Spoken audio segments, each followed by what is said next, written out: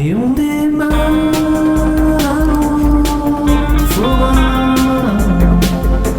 et on démarre. Toi, ça va que t'as jamais écouté l'épisode. Comment repérer la personne qui n'a jamais écouté un seul Phase B depuis le début? Si, en plus j'ai écouté le dernier. Et pourtant c'est toujours le même générique. Hein. On remercie David de Bad Geek et de Podren d'avoir fait cette blague-là dans son fichier qu'il nous a donné pour son générique. Voilà. Et c'est ce qui reste à la postérité. Oui, il a dit tu l'utilises pas, c'est le seul que j'ai utilisé. Farpet. C'est Farpet, voilà. Bon, Phase B épisode 13 saison 1 avec un enregistrement en live en tout cas, voilà. Si vous voulez venir, il y a de la lumière, vous entrez, c'est comme vous voulez. C'est le but, c'est juste si jamais vous avez envie de discuter, vous pouvez. Avec moi ce soir, il y a Sarah, il y a Elodie et il y a Olivier. Salut. Bonsoir. Coucou. Et derrière moi, il y a la Dame Blanche, un pendu. Un mec. Moi, je préfère quand elle est à manger. Oui, c'est ça. Non.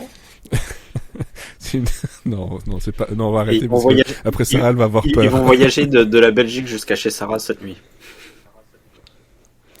Mais elle est capable, on sait pas de quoi elle est capable. Arrêtez. Elle va rêver d'une coupe de glace avec de la chantilly. Ouh, je suis la Dame Blanche. Ouh.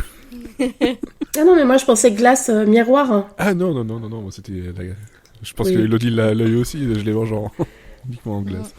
Alors, cette semaine, comme d'habitude, on a des recommandations qu'on a gardées secrets. Et aussi des musiques que l'on a gardées secrets et on va essayer de dévoiler maintenant là tout de suite. Et bon, pour changer un peu, je commence. Vas-y. Allez, Voilà. soyons fous. Comme ça tout le monde est content, c'est bon, on a un peu de temps.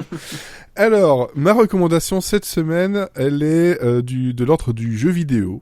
Voilà, qui est disponible autant sur PC, Switch, Xbox, PlayStation. Donc voilà, comme ça tout le monde il est content. Et ça Du coup, j'ai pas posé New la question, Tales. c'est ça qui est bien. Voilà, j'ai prévu le coup. Ça s'appelle New Tales from the Borderlands et c'est sorti fin octobre 2022. Et c'est quel genre de jeu? C'est pas vraiment un point and click. C'est plutôt une aventure interactive où niveau jeu, il n'y a pas énormément à faire, si ce n'est faire des choix dans les réponses que l'on va donner. Et les embranchements que ça va prendre. Voilà, c'est assez classique dans les justement Tales from the Borderlands parce qu'il y en avait déjà eu un il y a maintenant presque 8 ans. Voilà, par les créateurs des jeux The Walking Dead. Je sais pas si vous y avez joué, les point and click The Walking Dead, c'était par épisode et on avait comme ça des choix à faire plus ou moins difficiles. C'est un peu le même genre, sauf que c'est dans l'univers de Borderlands. Je sais pas si vous connaissez Borderlands. Voilà, oui, voilà. En tout cas, l'avantage que ça a ici, c'est que si l'on connaît Borderlands, on a des clins d'œil, on a des choses qu'on connaît, on retrouve un univers que l'on connaît bien. Et ça peut aussi servir de porte d'entrée pour l'univers un peu barré, qui est justement Borderlands. Donc ces personnages hauts en couleur dans un... Ouais, on est à la fois dans l'espace, dans le futur, dans un monde totalement inventé. Et on va suivre 3 personnages qui sont Anu, Octavio et Fran. Et Anu, c'est une scientifique qui travaille pour le conglomérat Atlas. Donc elle crée des choses. C'est souvent des armes, mais elle, pour une fois, elle dit « je vais peut-être faire autre chose ».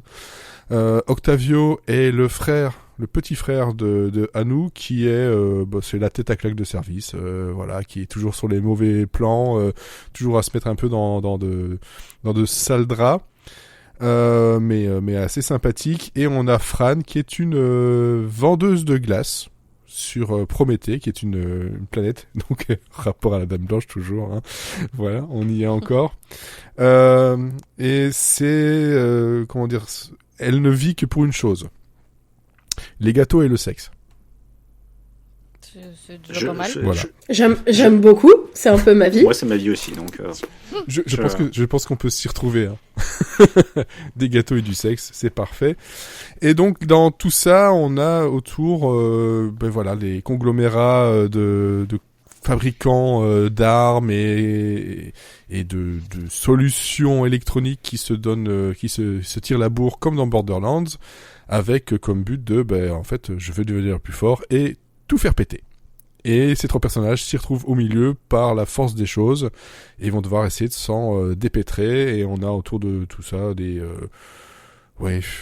choses assez mystiques, des recherches de trésors, des extraterrestres, enfin plein de trucs. C'est très très très très drôle. C'est le jeu ou l'un des jeux les plus drôles que j'ai fait depuis très très longtemps. Je me marre mais comme un con pour les références, pour les blagues, la façon dont les dialogues sont écrits. Et puis surtout, la VO et la VF sont excellentes.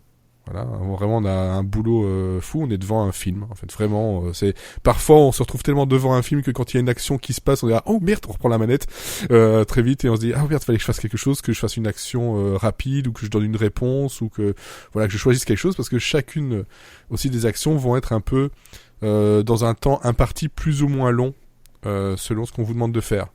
Donc de temps en temps, vous êtes en pleine discussion, hop, il y a 4 choix qui se proposent à vous. Avec chaque fois un bouton, vous avez un temps et vous devez choisir. Si vous choisissez pas, ça devient un choix aussi. Ne pas choisir reste un choix. Et ce qu'on appelle des quick time events. Oui, mais ça peut donner des choses. Ça peut donner des choses assez sympathiques dans les différents embranchements. Et on a des quick time events qui sont en gros, à un moment donné, on va dire attention, il y a une action à faire. Appuyez sur tel bouton et donc tu fais les boutons. Soit un, soit plusieurs boutons pour t'en sortir. Et si tu le rates, il faut l'avouer aussi, si tu rates, la plupart du temps, c'est pas très grave. C'est ton embranchement qui va changer. Il y a de temps en temps un game over qui peut arriver, mais en gros, s'il y a un game over qui arrive, tu reviens un peu en arrière, tu recommences la séquence. Donc il n'y a pas de, comme dans certains jeux où tu as des choix, une mort qui est définitive et tu continues sans le personnage. Comme dans certains jeux de Supermassive Game. Ici, non, c'est pas le cas. Donc ça reste très accessible, très relaxant aussi, et surtout, on se marre bien, et je pense que c'est quand même là le principal. Et franchement, ça se trouve maintenant, je crois, à 19€. C'est souvent en solde. Et c'est séparé en 5 épisodes.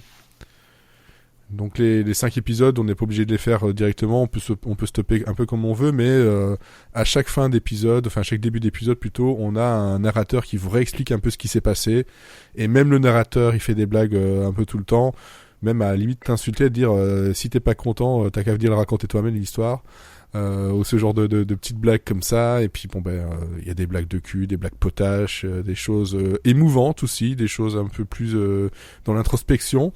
Donc c'est franchement je pense que c'est un des jeux les mieux écrits que j'ai vu depuis très très longtemps. Voilà.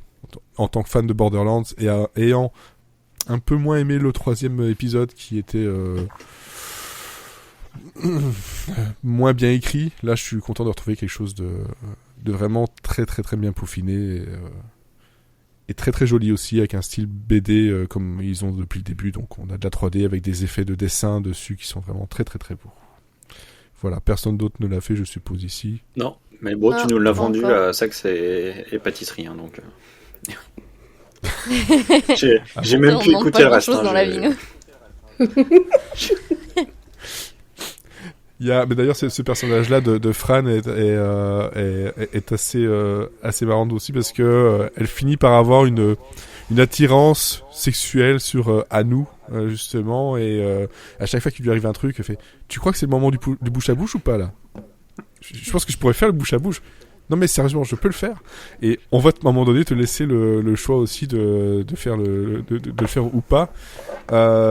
Pour vous donner aussi un exemple de choix qui m'a fait beaucoup rire, c'est que en général donc on a quatre choix et il se passe un moment quelque chose, je ne dirais pas quoi pour pas spoiler non plus. Les 4 choix sont oh putain, oh putain, oh putain et oh putain. ma vie. Je me demande c'est vraiment un jeu sur ma vie, quoi. Vraiment c'est.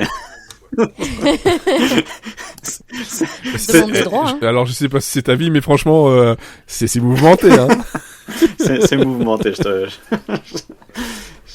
À ce point-là quand même, c'est bon.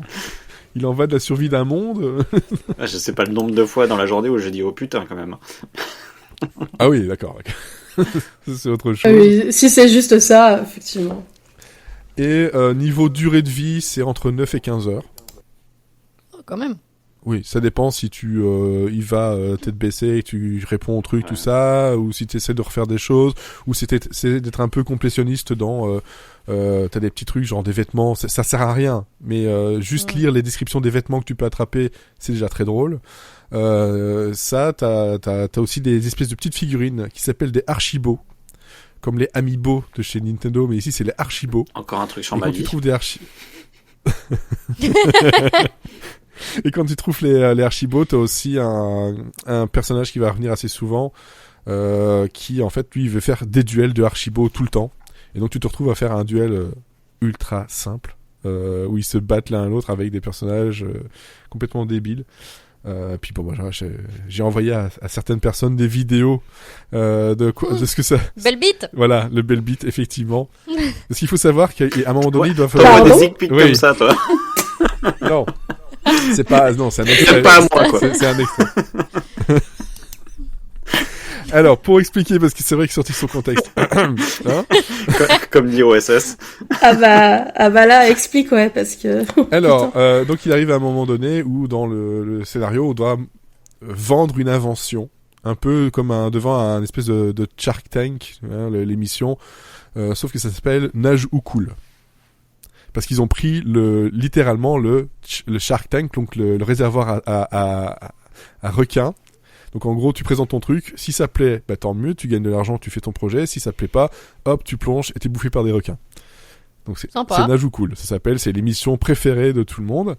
Et donc elle est super stressée, à nous, c'est un personnage comme ça qui est très introverti, très stressé, très vite à se poser plein de questions. Et son frère lui dit, bah, c'est simple, pour te déstresser, en fait, tu peux proposer plusieurs choses dans les choix de comment ils peuvent déstresser. Et moi j'ai proposé, mais imagine les gens tout nus. Voilà, voilà. Et donc elle arrive sur scène, elle fait non, faut pas. Qu'est-ce qu'elle m'a dit à Octavio? Ah ouais, faut que j'imagine les gens tout nus. Et puis elle regarde le présentateur, elle fait hey, belle bite. Et c'est voilà, c'est un des exemples. Et le pardon qui est juste après de présentateur fait pardon. et parfait. Et donc voilà pourquoi le belle bite. Et moi ça m'a fait pleurer de rire tellement c'était con quoi. C'est très con. Dedans il y a une arme, c'est une arme qui marche et qui parle, mais qui est super énervée. Voilà. Mais vraiment, elle s'appelle Brock, elle est super énervée et elle veut buter tout le monde. Donc voilà, c'est absolument n'importe quoi. Ça c'est ma vie du coup. Chacun son tour. Chacun son tour, effectivement. Donc moi je vous conseille vivement ce jeu-là. C'est plus un espèce de film interactif qu'un jeu réellement, parce que voilà, comme je vous disais, on fait pas grand chose finalement, mais on passe surtout un excellent moment et c'est vraiment le principal quoi. Voilà. Et du coup, tu as joué à la VO et à la VF parce que tu disais que les deux se valaient. Bah justement ici, moi j'ai commencé en VF parce que ma console était réglée en français, donc il l'a mis automatiquement en VF, donc je pouvais passer la console en anglais et il mettait le tout en anglais. Et ouais non, c'est les blagues, il y a des blagues qui sont différentes d'une langue à l'autre, il y a des choses qui ont été adaptées clairement parce qu'à un moment donné, je sais plus ce qu'elle disait dans sa phrase, mais oui, tu ressembles à un machin de berrichon. Je fais OK, d'accord, ça c'est clairement les adaptateurs qui se sont amusés, ils ont fait il y a un truc vraiment des références un peu francophones dedans, mais comme dans Borderlands depuis le début, les doublages sont excellents. Il y a un personnage du 2 qui est donc le Bojack qui est joué par Christophe Lemoine.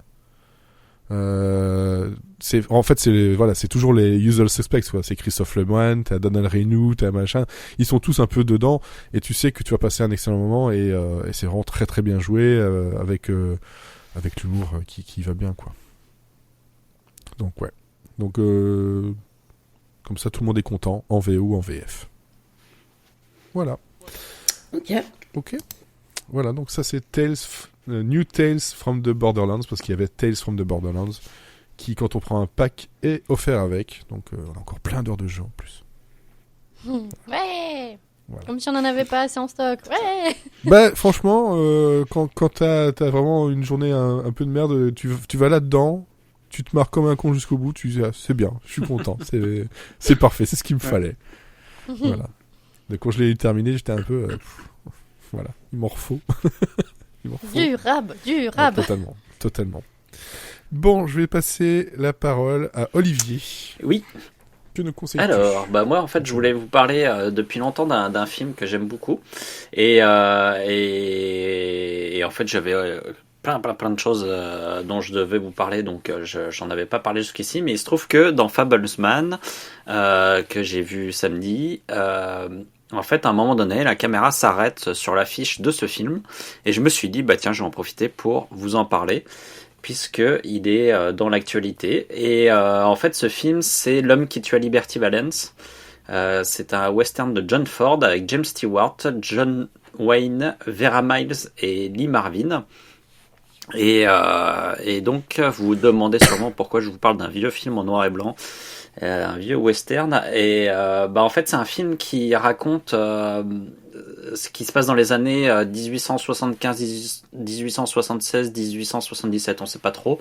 Et en fait, ça raconte l'histoire d'un étudiant en droit dans une petite bourgade qui s'appelle Shinbone, au fin fond du trou du cul du monde de l'Ouest américain. Et donc cet étudiant en droit, il s'appelle Stoddart, et en fait il va décider de se battre contre le pire criminel de la région qui s'appelle Liberty Valance, et qui est interprété par Lee Marvin, pardon. Et en fait ce criminel, il fait régner la terreur dans la région et personne n'ose vraiment se mettre contre lui. Et sauf que Stoddart, comme je l'ai dit, c'est un étudiant en droit qui veut devenir avocat, et il sait pas trop se battre et tout, donc il va devoir être aidé par Tom Doniphan, qui est joué par John Wayne, et qui lui ne jure que par l'usage des armes et pense que le seul moyen de garder une ville sous contrôle, c'est de faire usage des armes. Donc en fait, il va y avoir une double vision qui va s'opposer, avec Stoddart qui croit en la loi et en la justice et en la démocratie, et Tom Doniphan qui pour qui la loi des armes prévaut. Et en fait, il y a une double histoire qui va se créer à ça, qui va se greffer à ça, pardon. C'est-à-dire qu'après avoir été agressé par Liberty Valance et laissé pour mort, ce Stoddart, en fait, il va profiter de sa convalescence pour travailler dans un saloon. Et c'est un saloon qui est tenu par une jeune femme qui s'appelle Ali. Alors, elle s'appelle Alice dans la version française. Et sauf que cette jeune femme, elle est illettrée, et donc il va lui apprendre à lire, et il va en profiter pour faire d'elle une maîtresse d'école, et donc ils vont créer une école dans cette ville de Shinbone, et dans laquelle ils vont instruire les enfants, et surtout leur donner des rudiments de droit et de constitution et de comment fonctionne l'Amérique à cette époque-là. Donc voilà, et en fait l'idée de tout ça, c'est de faire sortir un petit peu ces bourgades éloignées de l'Est où tout la politique avait lieu à l'époque, et de les sortir d'un espèce de cercle vicieux de violence et d'ignorance qui faisait que c'était ce qu'on appelle la loi du plus fort. Et donc voilà, donc c'est l'histoire du film. Et moi en fait je suis pas un grand fan de western. Globalement, il y en a que j'aime bien, d'autres que j'aime pas, mais je suis pas forcément attiré par le truc. Et en fait celui-là, il est vraiment très très très différent des autres. Parce que c'est un western très complexe, très dense, et surtout c'est un western qui nous prend très souvent à contre-pied par rapport à ce qu'on a l'habitude de voir dans le genre, et notamment c'est un western qui va à l'encontre des codes masculinistes qu'on peut voir souvent dans les westerns. En fait, l'héroïsme, il est complètement bafoué. Le héros viril qui est incarné par John Wayne, en fait, il finit le film complètement lessivé et il finit par abandonner et partir. James Stewart, qui est le personnage principal du film, Il est souvent affublé comme il travaille dans le saloon et il travaille pas même pas comme serveur, il travaille que dans les cuisines et tout. Bah, il y a souvent un tablier, un truc qui sont un peu les atours des femmes dans les westerns. Et d'ailleurs le méchant, donc Liberty Valance, se moque de lui à un moment donné en lui disant bah ouais t'es une femmelette parce que tu portes un tablier et tout. Donc c'est vraiment des choses qu'on n'a pas vraiment l'habitude de voir dans les westerns. Et puis surtout le film en fait nous montre à quel point la violence et la domination masculine font partie du passé, et que tout ce qui est culture, éducation, féminité en fait sont synonymes de modernité et de nouveau monde. Et en fait, voilà, enfin, c'est un film qui a été fait en 1962 et je trouve que de ce point de vue-là, c'est vraiment un film précurseur, vraiment d'une grande modernité et où les femmes, souvent dans les westerns, les femmes, bon, elles ont vraiment un rôle soit de prostituée, soit elles ont pas de rôle, et souvent on les voit pas beaucoup. Et là, en fait, elles ont vraiment un rôle prépondérant dans l'histoire. Elles ont des rôles qui sont vraiment bien écrits, bien construits. Et donc, de ce point de vue-là, c'est très, très, très intéressant. C'est un film aussi qui raconte la naissance des États-Unis et surtout comment elle s'est construite depuis l'Est autour de l'éducation, mais aussi autour d'un mensonge. Parce qu'en fait,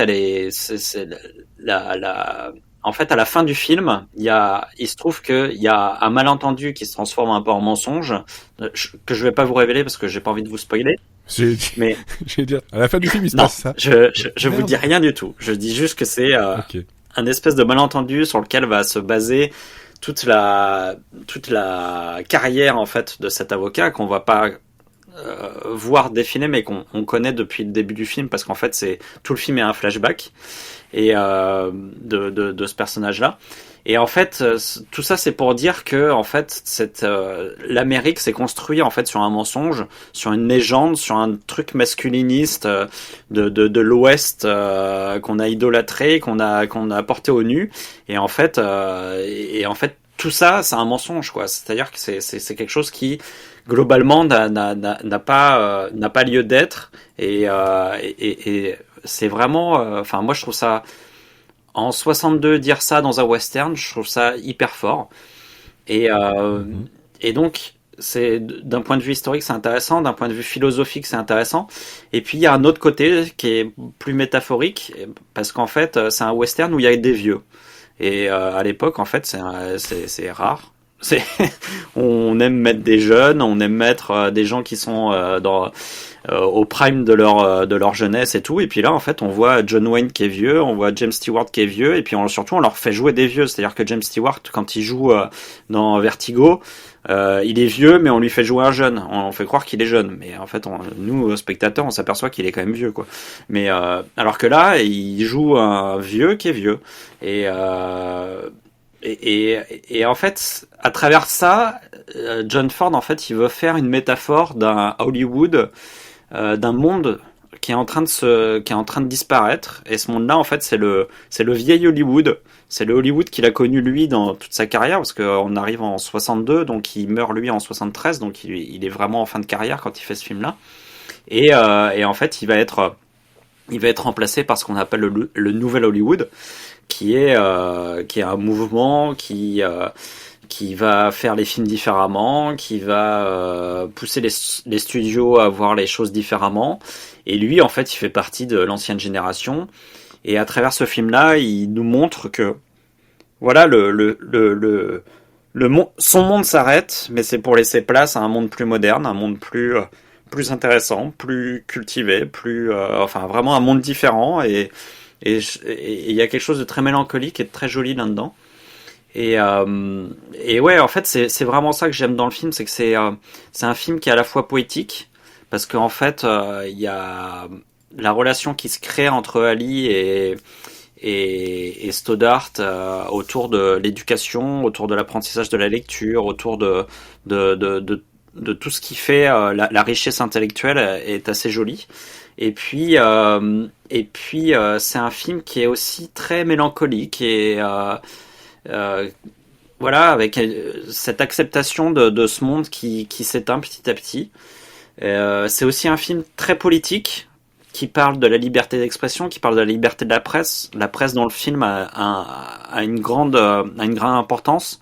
En fait, Stoddart, il va faire en sorte que le journaliste, le jeune journaliste qui tient la gazette de la bourgade, et ben en fait se développe, prenne confiance en lui, soit un peu audacieux, et alors ça va être contre Liberty Valance et ça va lui apporter des problèmes, mais ça montre toute l'importance de la presse et à quel point il faut faire attention à ce que cette presse soit libre et puissante. Enfin voilà quoi, c'est un film qui est très surprenant venant de John Ford, je trouve, qui est très surprenant venant de l'époque. C'est un film qui est délicat, qui est poétique, qui est très loin des codes des westerns pétaradants. Enfin, en gros, il y a le duel final, mais sinon, il n'y a pas du tout de scène d'action. Et c'est d'ailleurs ce qu'on lui a reproché à l'époque. C'est-à-dire qu'on a appelé ça, je crois qu'il y a des critiques qui disaient que c'était un western de chambre.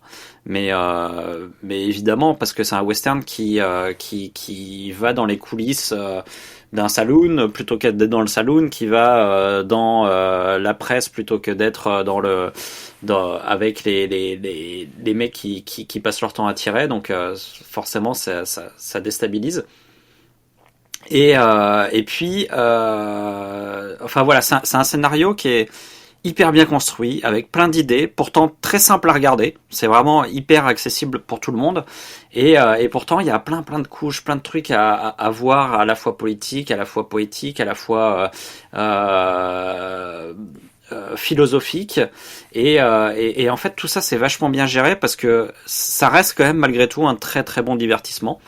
Et puis c'est un divertissement qui est aussi mené par un super casting, donc avec James Stewart qui est combatif, qui nous emporte dans son élan, un John Wayne qui est déclinant, mais qui est aussi plein d'une humanité dont on connaît pas d'habitude quoi. Enfin il y a un truc dans son jeu qui est vraiment différent de ce qu'il a pu produire jusque maintenant.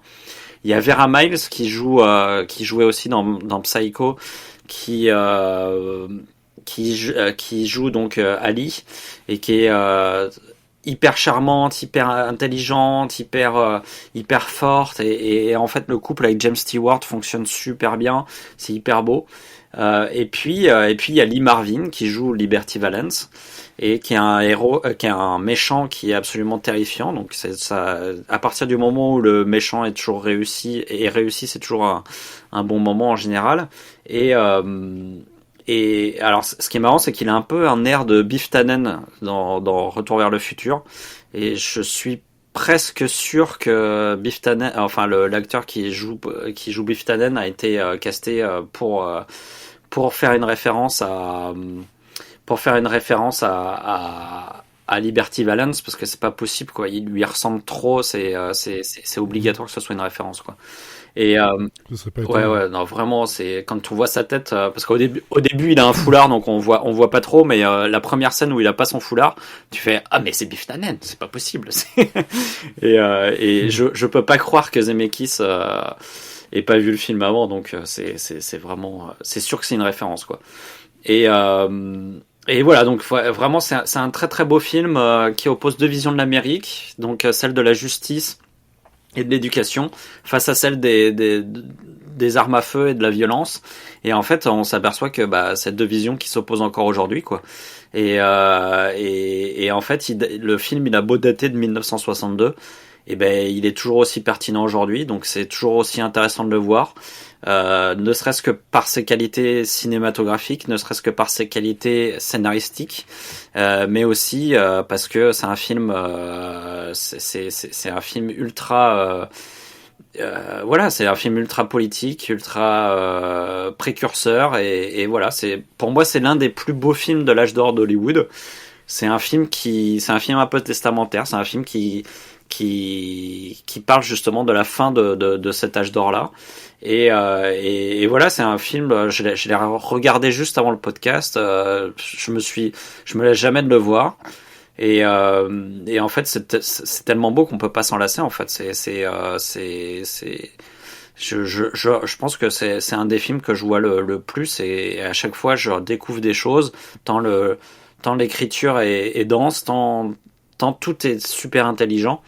Et je comprends totalement Spielberg quand il met l'accent dessus dans son film, parce que je pense que pour lui ça a dû être une révélation aussi. Et son film, son film commence en 52, donc le film la Liberty Valance est de 62, donc il était ado quand il a découvert ce film-là, et voilà, je pense que ça lui a fait, je pense que ça a été une révélation, parce que ça devait être quelque chose qu'il avait jamais vu jusqu'à présent, et c'est quelque chose qui maintenant de nos jours est toujours aussi comment dire, impactant, on va dire, dans le langage marketing, pour notre génération, parce que ça, déjà à l'époque, ça parle des choses qui font notre quotidien aujourd'hui. D'accord.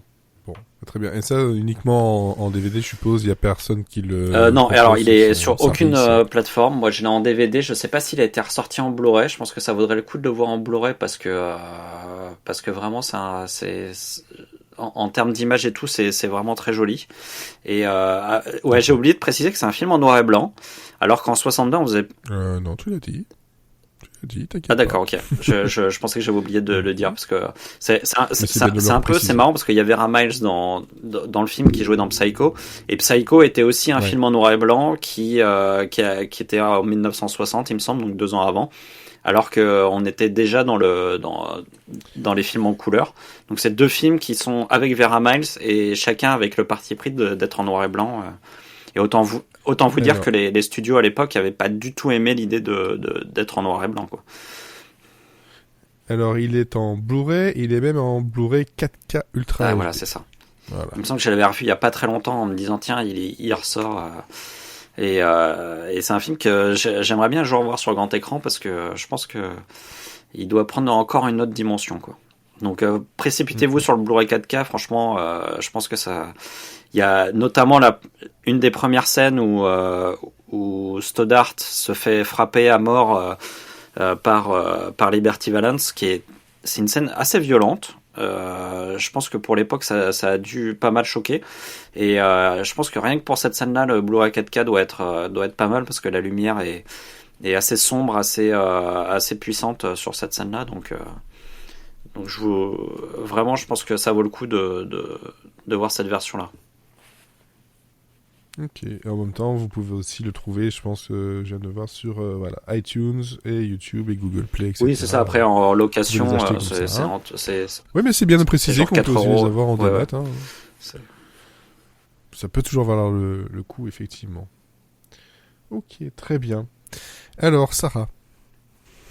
Eh bien, moi, je vais vous parler d'un de mes films préférés alors, j'avais changé d'avis, donc je l'ai vu cette nuit dans une de mes insomnies habituelles. Je vais vous parler de This is England, qui est un film réalisé par Shane Meadows et qui est sorti en 2006.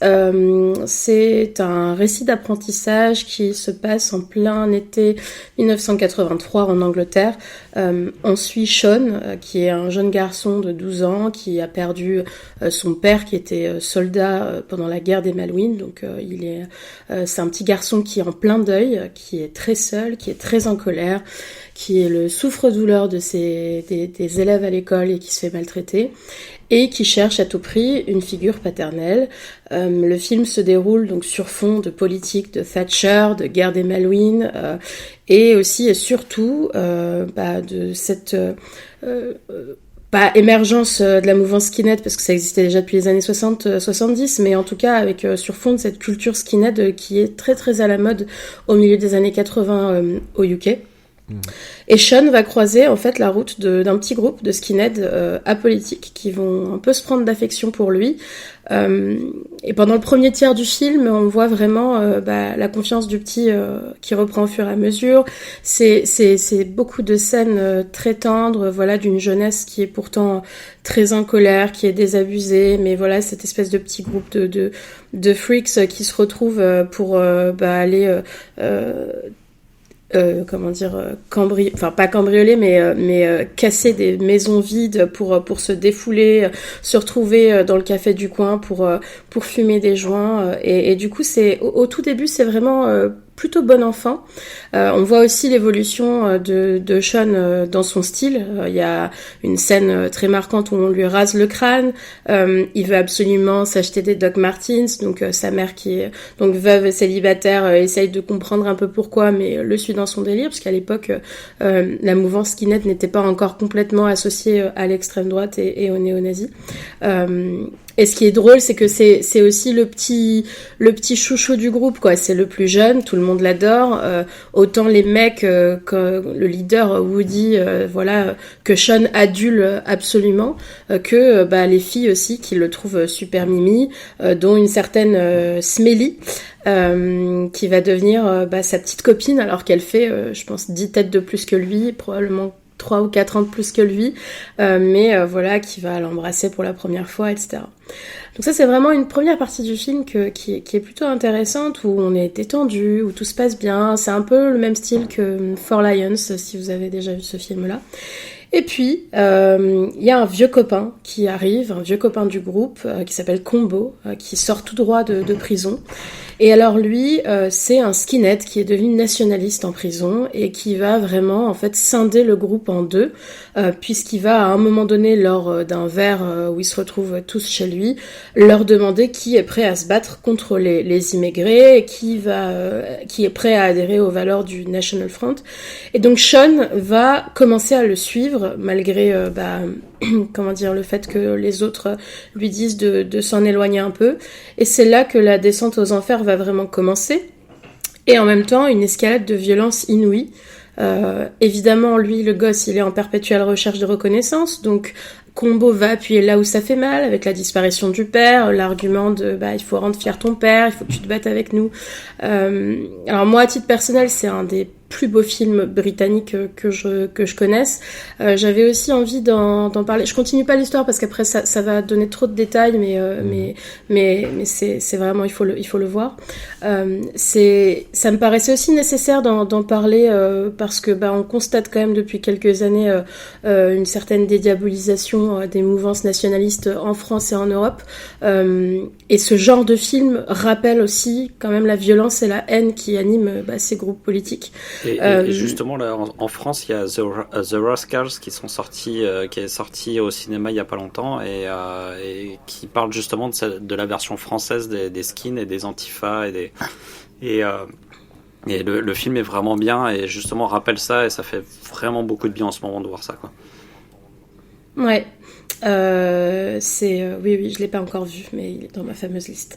Et ce que je trouve aussi intéressant, c'est que ce film This Is England, parle aussi de toute cette culture skinhead dans son ensemble et pas uniquement la mouvance d'extrême droite. Le réal, d'ailleurs, il a même dit que c'était un film plutôt autobiographique, puisque lui, il a aussi grandi avec une bande de skinhead apolitiques. Ils étaient vraiment liés par l'amour de la musique, du reggae, du ska, avant que le punk rock fin des années 70 commence à faire émerger des groupes de rock anticommunistes et néo-nazis.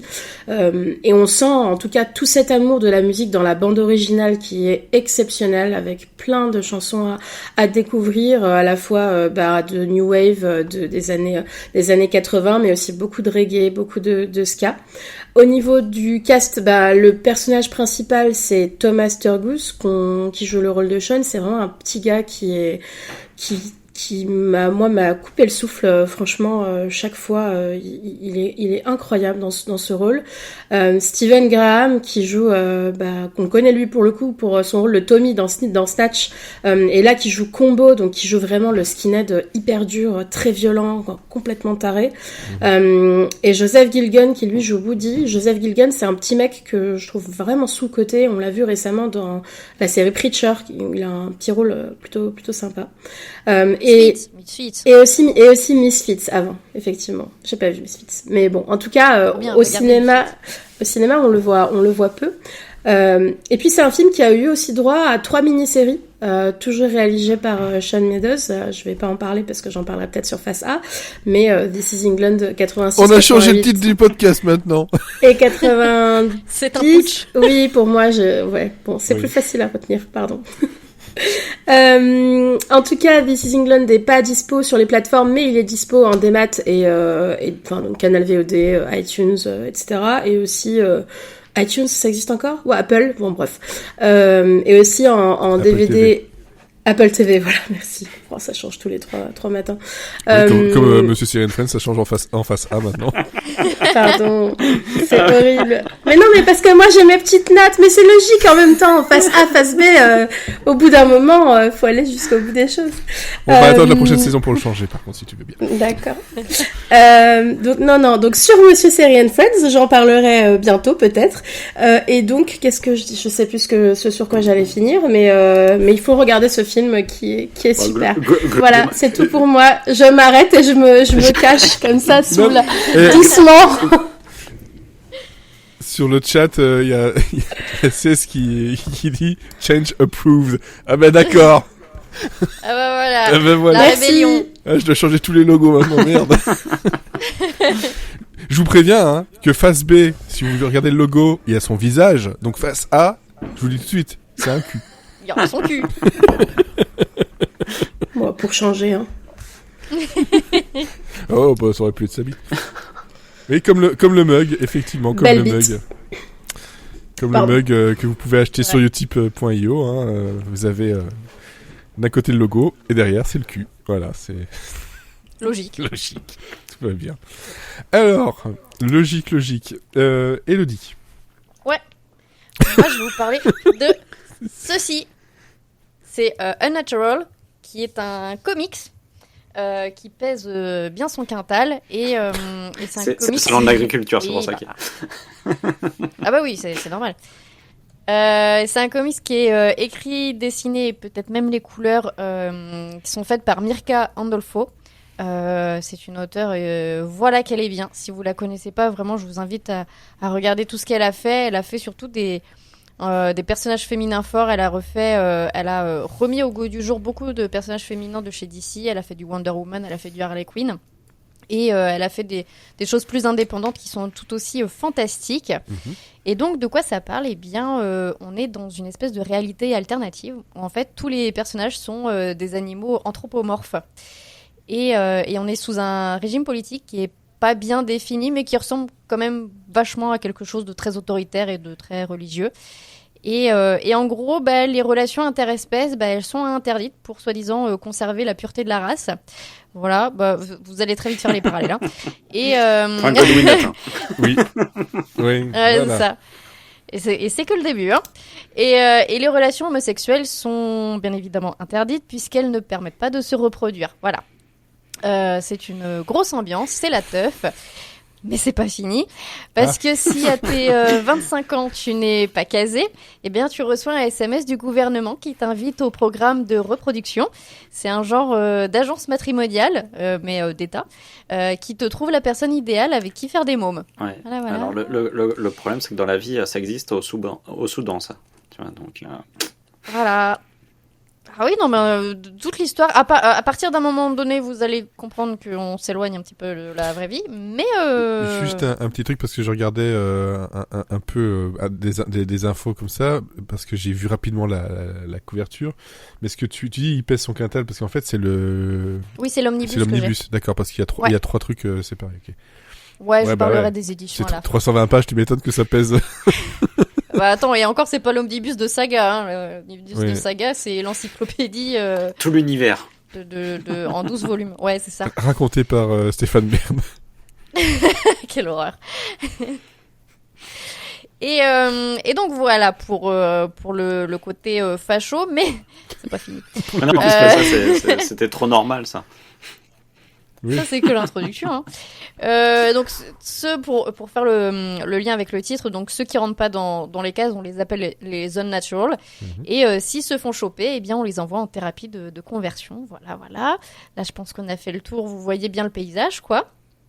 Et en fait, au milieu de tout ça, on va suivre Leslie, qui est une jeune femme qui est dessinée comme un cochon, quoi, et qui est un peu perdue dans sa vie, parce que elle vit avec sa meilleure amie en colocation, elle a un boulot de merde avec un patron horrible qui leur achète des petites tenues sexy pour faire venir le chaland. Mais quand elle dit, elle est trop petite pour moi la tenue, parce qu'elle est vraiment faite pour quelqu'un de filiforme, il fait, c'est pas grave, parce que ça attirera encore plus les gens, tu vois. Vraiment quelqu'un d'adorable. Et en fait, elle est célibataire et elle vient d'avoir 25 ans. Et même si au départ, elle remet pas totalement en question la loi, parce qu'elle est née avec et pour elle, c'est plutôt normal, et elle a quand même quelque chose qui vient perturber son esprit, parce que toutes les nuits, elle fait des rêves érotiques, l'impliquant elle et un loup blanc. Donc, comme elle, c'est un cochon, elle rêve d'un loup. Je viens de voir les extraits. Oui, oui. Je parlerai des dessins après. Ah oui. Des Non, mais rêves. Ouais. Ouh. Mhm. Mais les dessins sont très très beaux, dis donc. Ouais, et c'est magnifique. Et donc, elle fait ses rêves érotiques. Ça commence à la perturber parce qu'elle se dit, bon, voilà, c'est pas naturel. Un cochon et C'est un contre loup. nature. Voilà, oui, Il n'y a pas que le cul qui va lui bouffer. C'est une violence.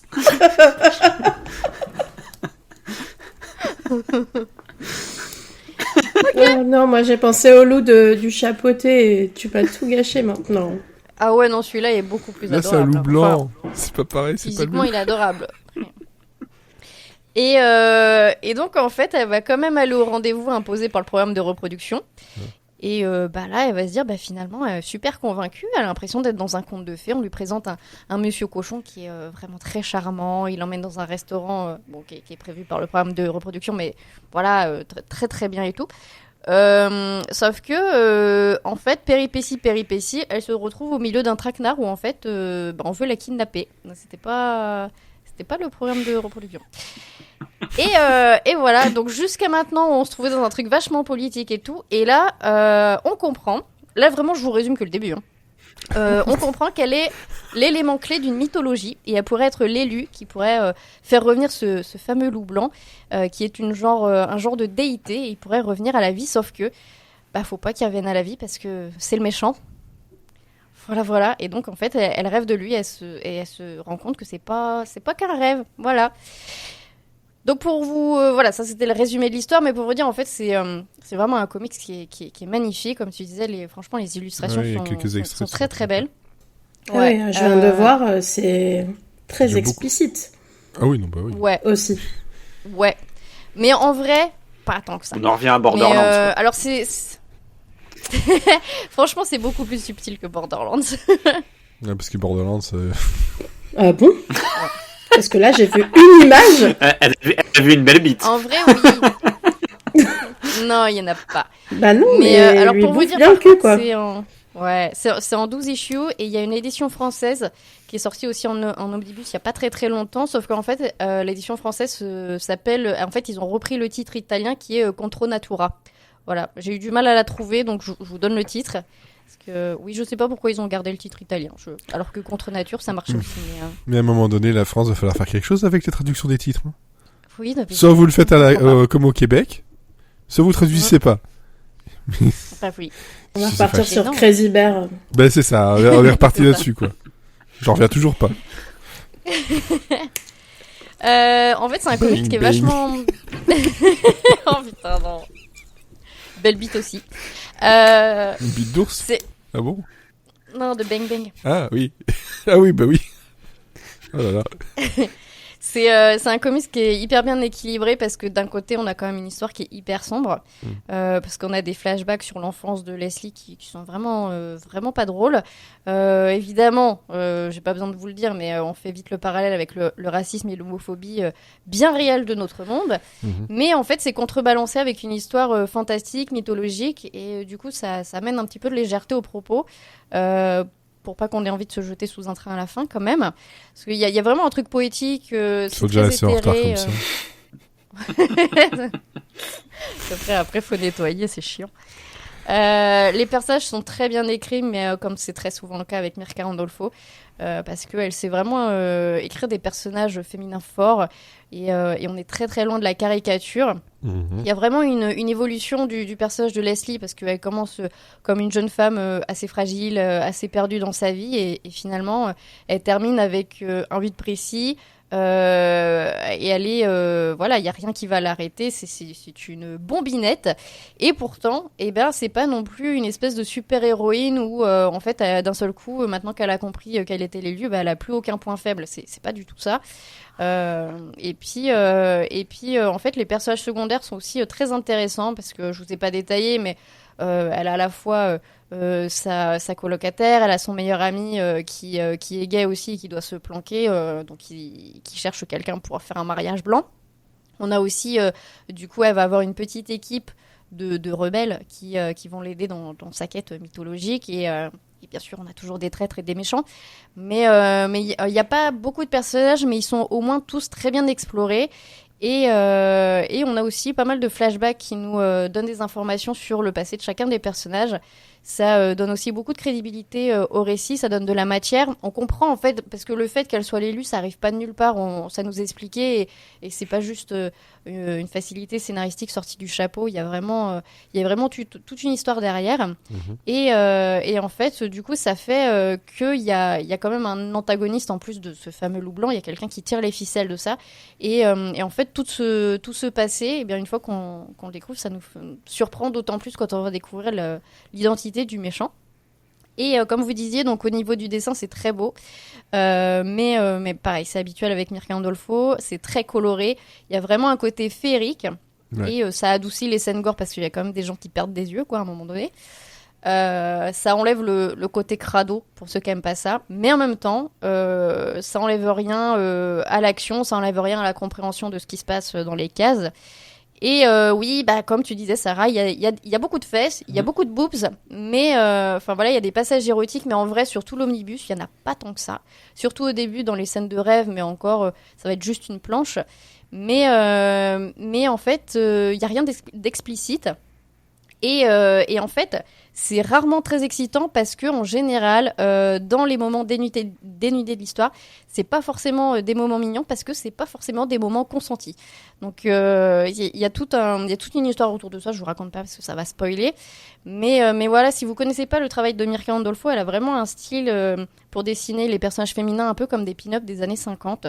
Si vous connaissez le comics, les comics et les artworks de Bombshell, et c'est elle qui les a fait.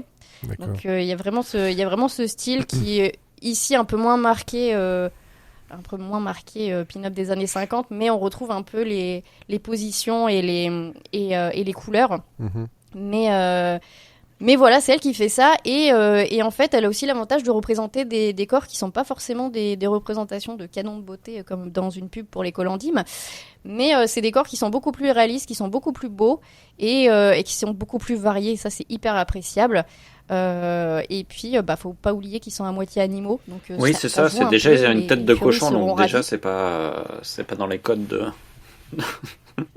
Ouais. Et puis non, puis au moins on est très loin du cliché de que les personnages prennent le caractère de l'animal par lequel ils sont représentés. Là, c'est juste, ils sont comme ça, mais ça n'empêche que, comme tous les humains, il y en a des divers et des variés, et c'est pas parce qu'ils ressemblent à ça qu'ils sont comme ça, en fait. D'accord. Et c'est vachement bien.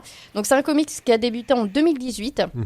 Et là, en fait, en 2022, il y a une suite qui commence à sortir qui s'appelle Unnatural Blue Blood. Et il y a déjà 7 issues qui sont sortis. J'ai pas encore eu l'occasion de mettre le nez dedans, mais ça devrait pas tarder. Et en fait, c'est une suite de l'histoire. Donc, si vous voulez pas lire la suite Blue Blood, le premier omnibus se termine. On a une fin qui est satisfaisante. Mais effectivement, après, ils ont un peu rallongé la sauce. Et ça a l'air vachement bien, la suite aussi. Voilà. Ok. Et quand tu parlais justement des dessins un peu pin-up des années 50, moi, les quelques images que j'ai vues, ça m'a fait penser à ce que pouvait dessiner, donc je sais jamais comment il faut le prononcer, mais Arthur de Pin. Donc toi, dans les péchés mignons. C'est ça. Oui. Titre, oui, effectivement. J'ai pas eu le temps de le mettre dedans. Bon, mais toi, c'est vraiment ce côté. J'ai une lithographie ici justement de cet auteur-là. J'aime vraiment beaucoup ce qu'il fait, et c'est vrai que quand j'ai vu les quelques images qu'il avait présentées, C'est à ça que j'ai pensé directement. Ensuite, tiens, c'est le même genre de courbe, tout ça, c'est plaisant, quoi. Et puis franchement, mais si vous prenez, alors déjà les omnibus, même moi je l'ai en VO, hein, j'ai pas la VF, mais en fait que ce soit VO ou VF, les éditions sont magnifiques et vous avez plein de couvertures alternatives à la fin et tout qui sont pour une fois, enfin c'est rare que en général les couvertures alternatives t'as un petit peu de tout quand même, même si c'est fait par des grands artistes et tout. C'est souvent voilà, c'est fait par des gens qui n'ont pas lu le comics, donc des fois ça fait pas sens. Mais là pour le coup, enfin elles sont toutes magnifiques et il y a vraiment de tous les styles et ça reprend vraiment l'esprit du comics. Il y a la même intention dedans, ils sont juste magnifiques. Voilà. Ok, très bien. Donc... Et moi ça comme c'est beau. Bah ouais.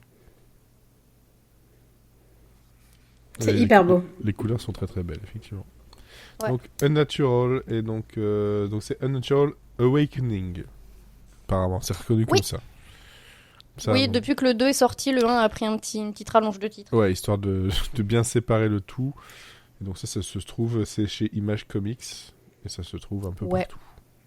Ouais. Donc voilà. Et t'as pas regardé comment était la traduction française, si ça valait le coup ou pas Ben, j'ai vu que quelques... Alors, j'ai pas eu le livre entre les mains, parce que j'ai pas de comics shop à côté de chez moi. Mais j'ai vu quelques planches comme ça a l'air correct. Ok, très bien, très bien. Alors, on va passer à la mixtape. Et donc, je reprends la parole. Encore une fois, comme ça vous avez le temps de rechoisir votre morceau si jamais. Bon. Tu ne changes pas. C'est bon. Alors, j'ai été chercher quelque chose d'un album qui date de 86, d'un chanteur qui s'appelle Peter Gabriel. Voilà. Donc bah tiens. Bah oui, tiens. Donc l'album c'est So, donc S-O. 6. Non, pas ça. C'est un de ses plus grands albums. Il y a une blague à la Florian. Ouais. Et puis Saucette aussi, tu les enfiles. Il manque l'accent. Ouais, Oh. Bref, c'est donc sur cet album-là, c'est l'album où on a Sledgehammer, qui moi reste le clip le plus mémorable que j'ai vu depuis que je suis tout petit, parce que c'était un clip qui m'a marqué à vie. Si vous avez jamais vu Sledgehammer, le clip de Peter Gabriel, regardez ça en stop motion, c'est voilà. Et aussi Don't Give Up avec Kate Bush, qui est une superbe chanson aussi, mais c'est pas celle-là que j'ai choisi. Parce que j'étais cherché In Your Eyes. All my instincts, they return. The grand facade, so soon will burn. Peter Gabriel, et aussi d'une petite partie de Youssou N'Dour dans certains chants et certaines versions. Plus ou moins long, parce que c'est une chanson qui a eu plusieurs versions. La version de l'album, qui est à peu près 6 minutes, et puis tu as des versions qui peuvent durer jusqu'à 13 minutes en live, avec des versions justement des chants de Youssou N'Dour un peu plus longs. Petit truc aussi sympa à savoir, c'est que c'est une chanson qui lui voulait au départ mettre à la fin de l'album, mais qui, quand c'est sorti en vinyle, la basse était trop importante, et si on met une chanson avec trop de basse importante à la fin d'un vinyle, on perd la puissance, donc il a préféré le mettre un tout petit peu avant. Donc il y avait un problème technique qui n'a plus eu lieu sur le CD. Donc si vous avez le vinyle, elle n'est pas aux mêmes places que sur le CD. Voilà, faut le savoir. Et c'est pour ça que je m'étais dit, tiens, c'est jamais le même numéro. C'est assez sympa. Bon, c'est aussi une chanson qui a été utilisée et qui a été, je vais pas dire rendue populaire, mais qui a rendu en tout cas populaire le film Un monde pour nous de 1989 avec John Cusack. C'est le morceau qui passe dans son boombox énorme au-dessus de sa tête, hein, cette scène très très connue. Parce que bon, elle a pas entendu ce film-là pour avoir du succès, parce que c'est le 3e single de l'album et il a été placé premier au Billboard Mainstream Rock de septembre 86. Donc, excusez du peu. Hein. Mais en même temps, la chanson en vaut vraiment la peine, parce que c'est une chanson qui est très très belle, très malgré tout très entraînante, et qui n'a d'autre signification que juste voilà, l'amour que on peut voir dans les yeux de quelqu'un d'autre. Donc on peut chercher et trouver dans les yeux de quelqu'un d'autre Certains diraient même que c'est une chanson qui peut être très aussi pieuse et cherchée du côté de dans le regard de Dieu, etc. Bon, aussi les faits que les paroles parlent de Thousand Churches à un certain moment ont guidé certaines personnes vers ça. On en fait ce qu'on veut. En tout cas, pour Peter Gabriel, c'est une chanson qui parle de l'amour que l'on voit, l'amour au sens large, qu'on voit dans le regard de quelqu'un d'autre. Et je trouvais ça très très doux. Je me dis que ça rentrait vachement bien dans la mixtape. Et puis moi, c'est une chanson que j'adore depuis très longtemps. Et qui, en plus de ça, m'a été rappelée... Oui, je sais, je le sentais arriver. C'est dommage, hein. Titre. J'ai vu la réalisation d'Olivier au moment où il allait le dire. Je l'ai vu aussi. Magique. Je l'ai vu aussi. Et donc c'est un morceau qui m'a été rappelé bon, c'était déjà dans ma playlist habituelle, mais par le dernier épisode de Shrinking sur Apple TV+. Voilà. Parce que bon, hein, Bill Lawrence est un excellent faiseur de BO de séries, alors là, ben voilà. Donc Peter Gabriel, In Your Eyes, c'est mon choix pour cette semaine. Voilà. Je suppose que personne ne voit quelle chanson c'est. Non, je connais pas bien Pas du Peter tout. Gabriel. Non. Ben franchement, écoutez l'album So, hein, c'est vraiment un excellent album. Alors, Sarah. Eh bien, moi, je suis restée un peu... alors, j'ai changé 14 fois ma reco du jour, puisqu'en ce moment, j'écoute plein de chansons d'amour, donc j'ai hésité avec une jolie chanson. Et puis... Toi aussi. Oui. Et puis, du coup, j'ai été un peu influencée par mon choix de reco tout à l'heure, puisque j'ai choisi Father and Son de Cat Stevens. It's not time to make a change. Just relax, take it easy. J'adore cette chanson. Qui est une de mes chansons préférées, et qui du coup, bon, c'est aussi un peu une histoire d'amour entre un père et un fils, enfin amour pas tant que ça, puisque c'est une très très belle ballade, c'est un échange entre un père et son fils. Cat Stevens fait en fait le dialogue, hein, il fait une voix très grave tout au long du morceau pour donner le point de vue du père, une voix un peu plus aiguë pour le point de vue du fils. Et du coup, c'est comment le père veut que le jeune homme se pose, trouve une femme et des enfants, construise sa vie.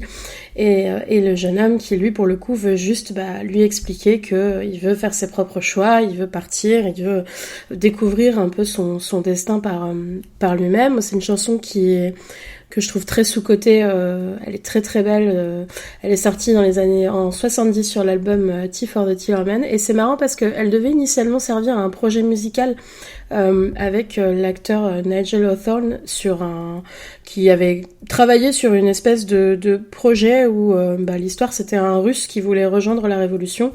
Et son père conservateur ne voulait pas.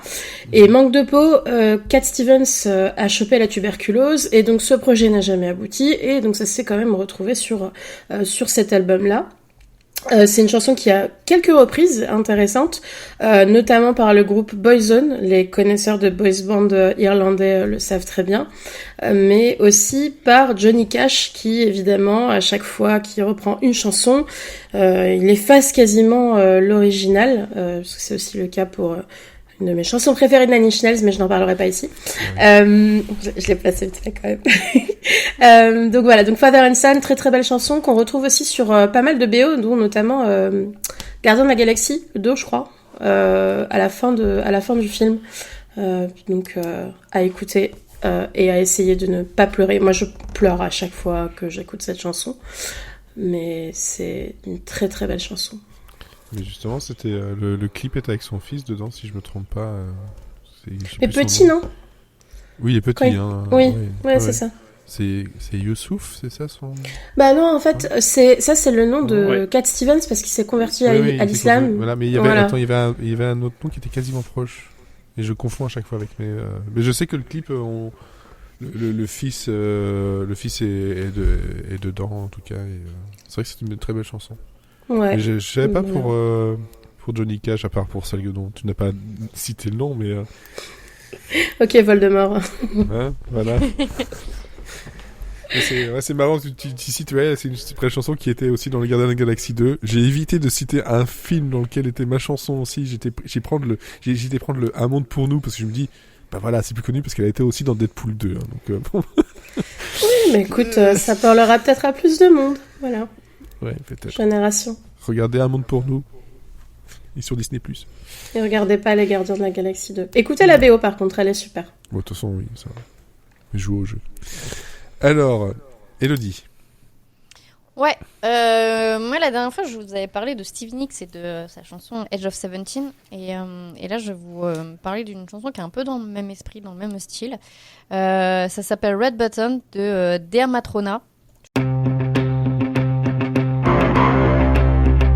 My mama, she used to say. J'ai aucune idée de si ça se prononce comme ça, mais c'est pas grave. C'est un girls band qui nous vient de Belfast, qui est assez récent parce que en fait elles se sont formées en 2017 et à la base elles étaient deux et elles s'appelaient alors Orleth and Molly. Sauf qu'en fait l'année d'après elles ont recruté quelqu'un. Du coup elles ont changé de nom.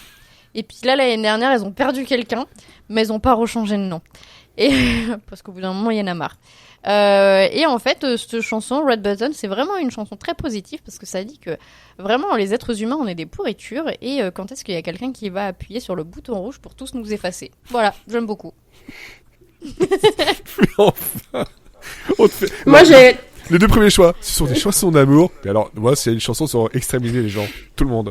Tous. Non, mais toutes les chansons d'Elodie, moi, elles sont dans ma playlist de sport maintenant. Je vais me faire une playlist spéciale. Ben, celle-là, elle est vraiment... En fait, elle est pas très énervée, mais elle a un bon rythme avec un super riff de guitare qui reste dans la tête. Tu peux faire du sport là-dessus. J'ai cru que t'allais justement utiliser celui de la dernière fois, Barracuda, justement, de Hurt, parce que je me dis c'était dans le même genre que Edge of 17, quoi, mais je connaissais pas. Dea Matrona, mais effectivement, là, le clip officiel date d'il y a 2 mois. Et oui, non, mais c'est très très récent. Je sais pas, c'est atterri dans ma playlist un jour et je dis, oh, c'est trop bien ça. Bah écoute, très bien, très bien. Alors, Olivier. Oui, moi je vais aussi parler d'un monde qui est exterminé, puisque en fait je voulais une recommandation qui allait un peu avec l'idée de la fin d'un monde de ma recommandation de Liberty Valance. Et en fait, et tout de suite en fait j'ai pensé à 5 Years qui ouvre l'album The Rise and Fall of Ziggy Stardust and the Spiders from Mars de David Bowie. Et Toys, electric irons and TVs. My brain hurt like a warehouse. It had no room to spare. I had to cram so many things to store everything in there. And all the fat, skinny people. Et voilà, pour moi c'est un titre qui est absolument incroyable. C'est un des rares titres que je peux écouter en boucle. Et c'est un crescendo qui est d'une force absolument étourdissante. Qui nous parle donc d'une terre qui est condamnée à la destruction dans 5 ans. Donc encore une fois, c'est comme si dans ta chanson, Elodie, on avait appuyé sur le bouton rouge et puis dans 5 ans, tout... Voilà, c'est ça. La suite.